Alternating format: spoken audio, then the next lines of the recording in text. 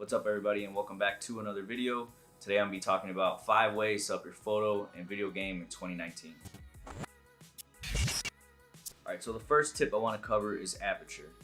On your camera there's a dial setting that allows you to go from the lowest number to the highest number. In my case, mine goes down to f1.4 and goes up to f16. So what does that mean? f1.4, or the low number, is going to allow the most amount of light in to your camera. f16, the highest number, is going to allow the least amount of light into your camera. So when would you use the small number over the big number? So you want to use a lower f-stop when you're indoors or in low light scenarios. f16 when you're outdoors, maybe you're doing a photo shoot around noon and the sun's really bright. You want to use a higher f-stop to let in the least amount of light in. So tip number 2, shutter speed. This ties in with aperture. You want to adjust your shutter speed based on the type of photo or video you're going to take.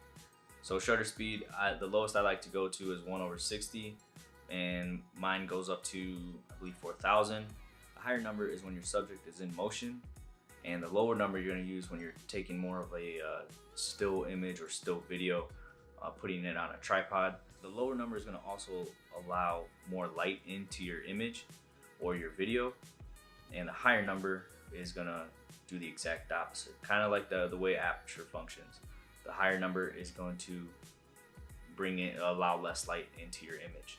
So let's say, for example, in this case, in my studio, I'm using a external lighting system, and then I have my aperture at f1.4 and my shutter speed at 1/100. Tip number 3 is adjusting your ISO. This is what brightens up your image or your picture in camera. So if you've noticed, if you've shot in auto, which I'm sure everybody has, you'll see that the ISO is bumped up usually pretty high when you're taking an indoor picture, and that allows the image to be brighter. The downside to that is that it is going to be grainy when you go to edit it in post. So for me, I like to adjust the aperture, shutter speed, then the last thing I do is ISO. I typically like to keep things around 100. I bump it up if necessary, but I'd rather just get an external lighting system to bring in more light. That way I don't have to mess with the ISO. So a lower ISO number keeps a clearer image and higher quality. So if you can, do that last. And if you need more light, try to find an external lighting system, whether it's your iPhone or your Android phone, whatever you're using. Try to find something to light your subject.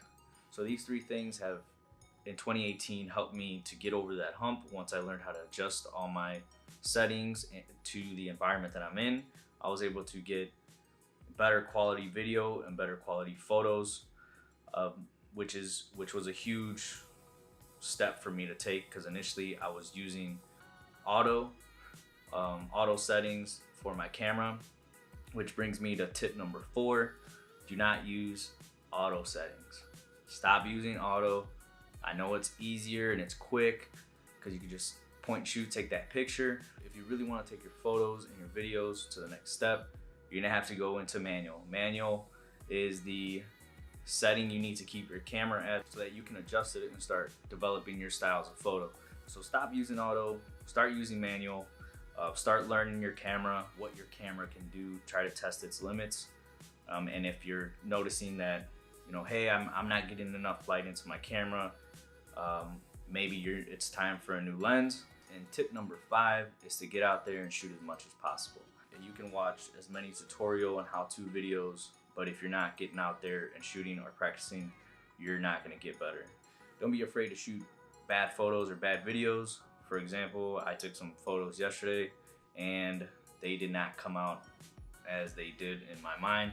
So in my mind, I had this image of how they were gonna look. When I took them into Lightroom, they didn't look anything like I pictured them. So I'm scratching those photos. I mean, I'll keep them in the library just so I can reference them and retake those shots that I wanna get. I hope you guys enjoyed this video. I hope these tips will help you up your photo game in 2019. If you already know these camera basics, Then check out my How to Edit Like Brandon Wolfel video.